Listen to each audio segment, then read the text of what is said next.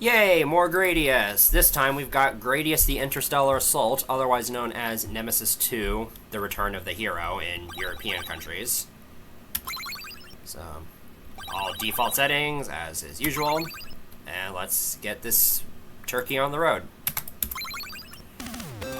This game is kind of an upgrade from Nemesis for the Game Boy, which we actually saw earlier today. For one, it allows you to customize your weapon select. And it's a bit more of an original game than Nemesis for the Game Boy was. It's also somewhat of an out-of-place game in the series, at least in my opinion, because it does a lot of things that most games wouldn't do.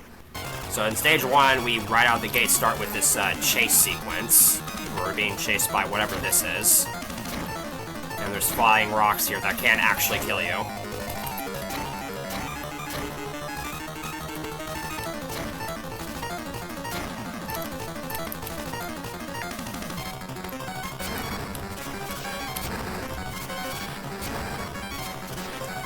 And then eventually it gets stopped by that giant wall. So we clearly won't be seeing that ship ever again. Also, just a quick heads up, I'm streaming this in 30 FPS, but the game runs in 60 FPS, so there's going to be a bit of sprite flicker and stuff. I don't really have a way to go around that without tanking my CPU usage, so it's just going to make it a bit harder to tell when I have full power.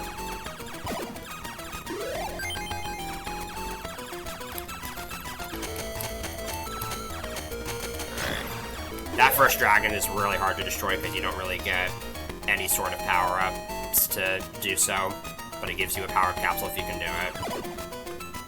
So I'm not entirely sure what the premise of this game is supposed to be, because, again, unlike most games in the series, all the stages are kind of connected in a way that they usually aren't for most games. And there's sort of a through line to it that isn't really made clear by the game itself. So, for instance, we started off with that giant chase sequence, and now we're in these ruins of some sort. So, I'm playing with the twin missiles here. You have to double upgrade them for them to actually be twin missiles.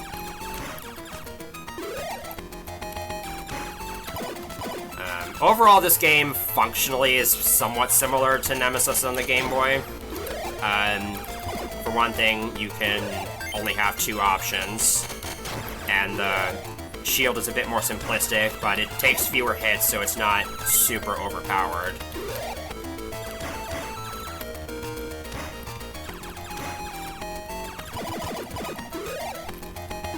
Obviously, sound has taken a bit of an upgrade. The music is a lot more involved than before, and a few songs from this game would actually go on to be included in a Gradius Rebirth. A full 17 years after this game would have been released.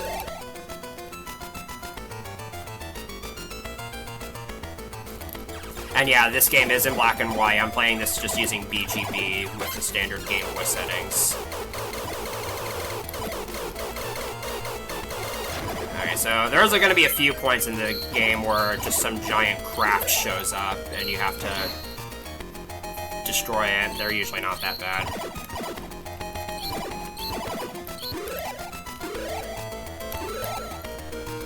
So we've just gone through this whole ruin section, and now we have whatever this thing in the level is. So again, someone please try to explain the connection to me here, because again, we start off with this chase, and we go through the ruins, and then we're in some sort of biomechanical land with a bunch of weird organic creatures. And cells that divide when you shoot them, some of which do give power-up capsules.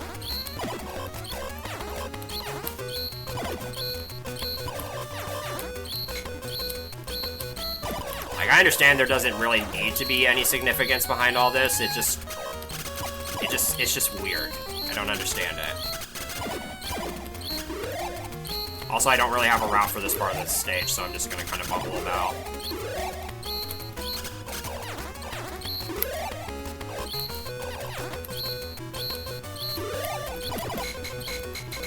So I'm using the twin laser, just because At least from my experience, it's the best laser to use.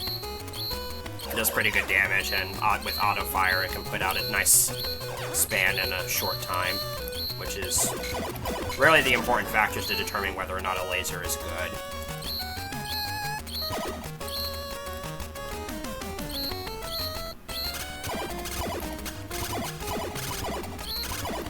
We're almost done with the first stage. I know, it's been like 5 minutes and we're still not done with stage 1. This game is a bit longer than the first Game Boy game.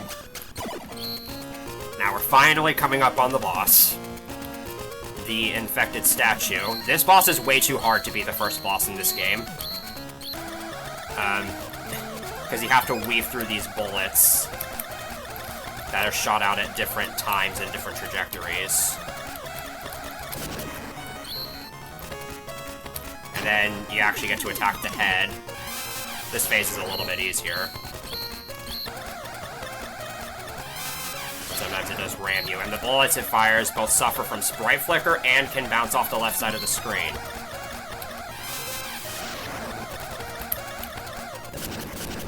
There we go. It's one stage down. And now we're going to push on forward to whatever challenges lie ahead of us. This epic music that really gets you in the heroic spirit. And then,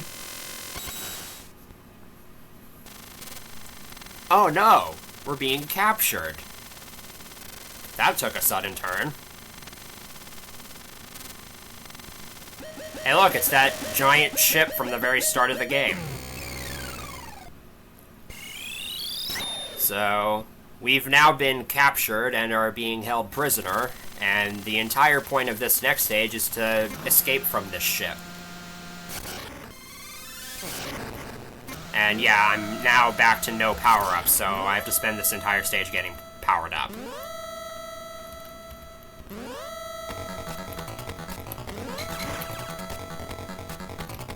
So this is a pretty nice idea that I don't think has been really seen anywhere else. Although it is a little bit tedious, because you've just spent the entire first stage powering up, and now you have to power up again. And it actually isn't possible to get back to full power in just this stage alone. So these little capsules here are going to be your main source of power-ups for this stage.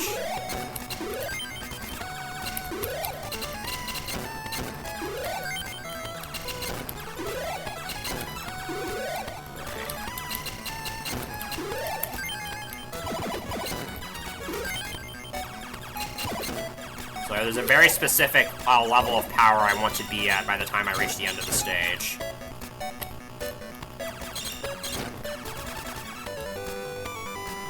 Luckily, there's not that many obstacles, aside from just a few cannons.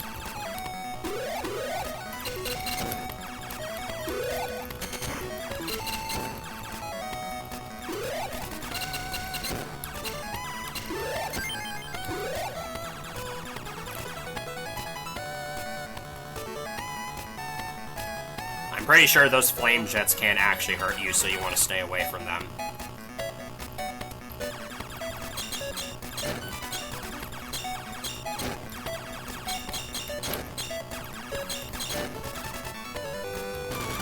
And then we have these moving walls. These can give you a scare at first, but they'll never completely block you off, so it's fine.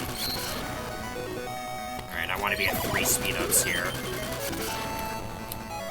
Because the boss at this stage, which we need to defeat to break out of this ship, is the core reactor. And once again, it is way too hard for this early in the game. Especially considering you can't get back to full power beforehand, so... And if you die, it's even harder than that. And yes, there are gravity fields pulling me closer towards the core. But thankfully I made it through. Yeah, dying to that boss is extremely punishing. I don't think I've ever successfully recovered there before, so... I'm sure it's doable, but... better to not have to worry about it. And then this stage is just a giant asteroid field. Nothing super crazy going on here, aside from a couple of interesting enemy types.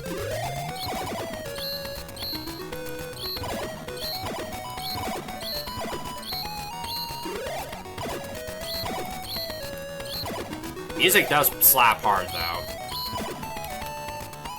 As a personal aside, this game's... I didn't used to be a huge fan of this game's soundtrack, but it has very quickly grown on me.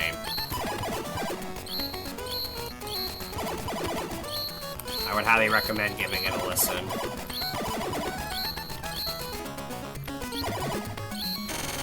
Got more of those giant ships that just kind of appear and can easily be dismantled.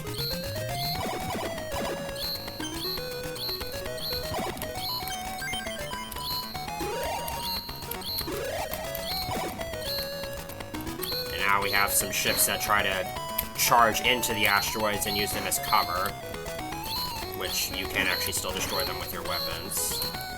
Some of them give power-ups.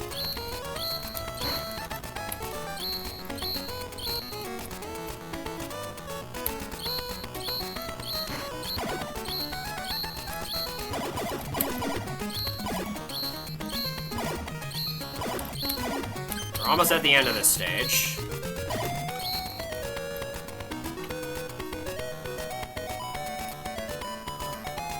Yeah, sorry about that. I would have liked to have gotten this resolved before the marathon, but I didn't really have a chance to. Anyway, Zubrush!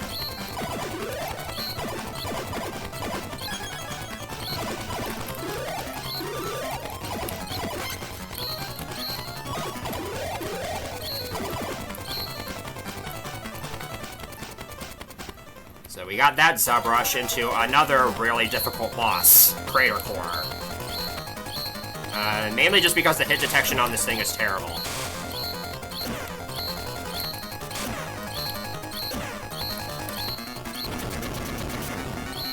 And it's hard to tell if you're actually hitting it.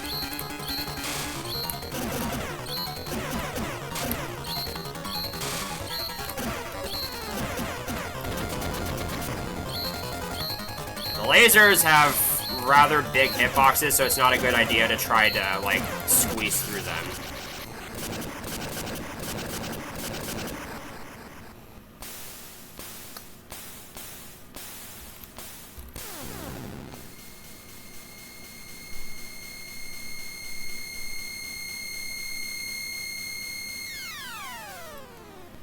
Okay, now we're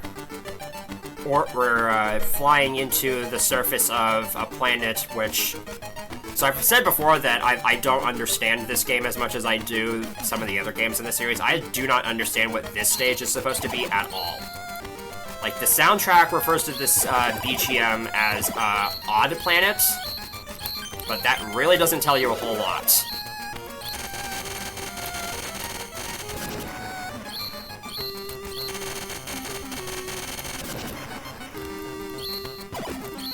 I was like, what is this supposed to be?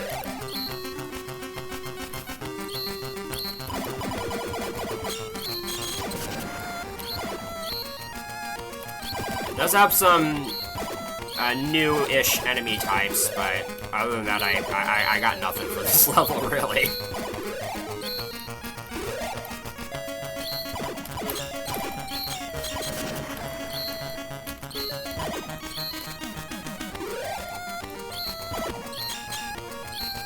It's got a somewhat trippy song, at least.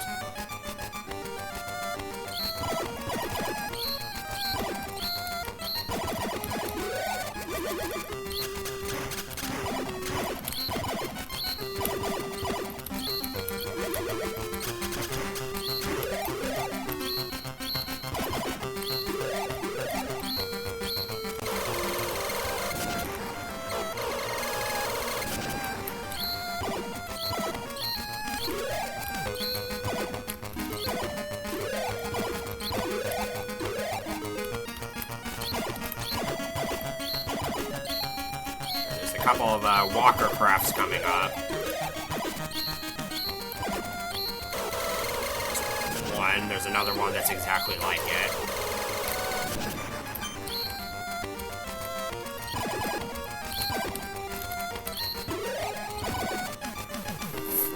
So, continuing with the theme of unbalanced difficulty, here's this boss, which honestly should have been the first stage boss because it is super easy. I believe this is called Fortress Gate.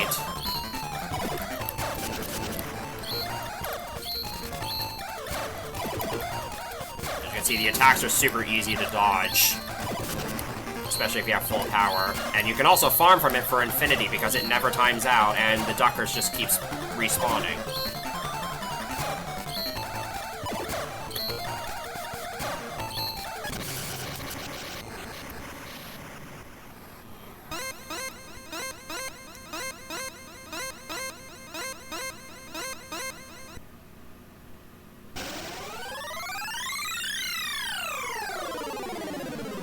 And off to stage 5 we go. Final stage.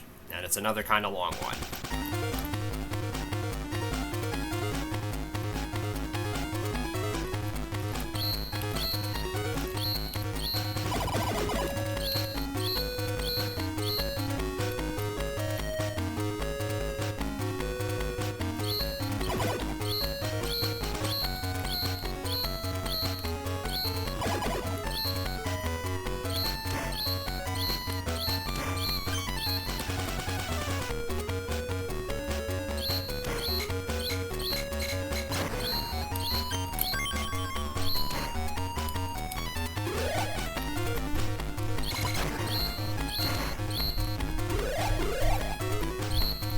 Here's these crafts, which I believe are indestructible, so you just kind of have to move past them when you have room to do so.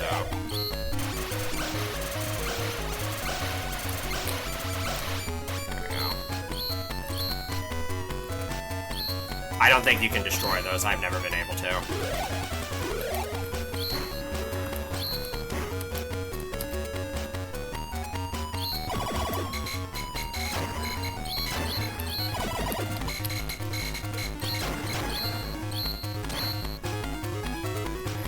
Last portion of the stage bears an uncanny resemblance to the final stage from Nemesis, which again we saw earlier this week. You just got moving floors that you can't do anything about.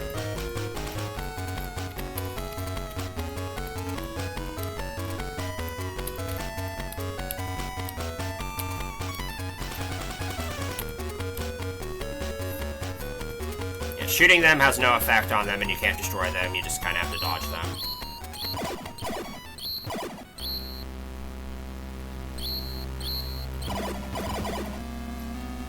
Now we have a very ominous track before the first phase of the escape ship. Basically, just don't be in this thing's line of fire and you're good. Also, feel free, someone please feel free to figure out what time signature this song is in, because I have no idea.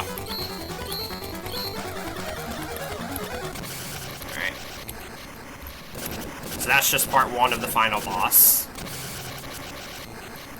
And now here's Vic Viper wins by doing absolutely nothing.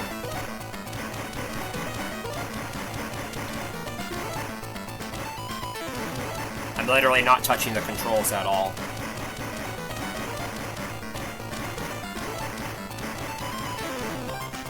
So yeah, epic cheese moment. And this is the escape ship, which is kind of the true final boss, but once again, there's a couple phases to it.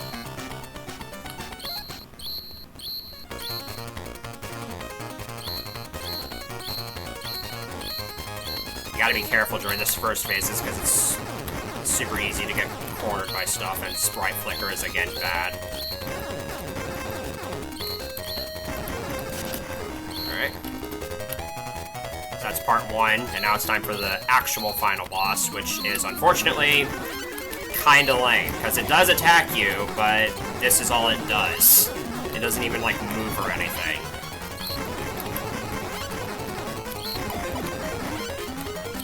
So yeah, not your traditional Gradius final boss, but also not, like, Venom or Doom or anything like that.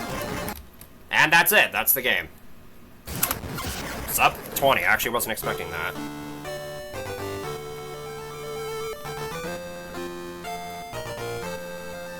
They have a very satisfying ending theme in this game as well.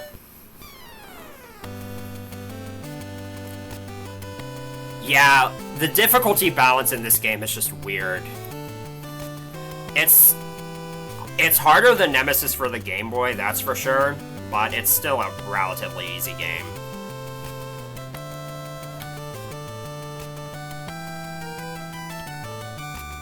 Yeah, that's the other Game Boy game in the franchise.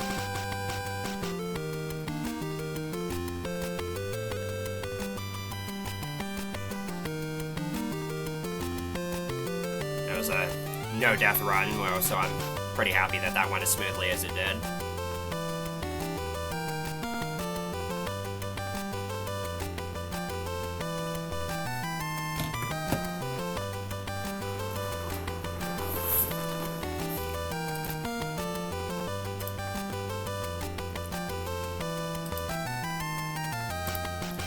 We just got one more game left in this little Gradius block we've got here.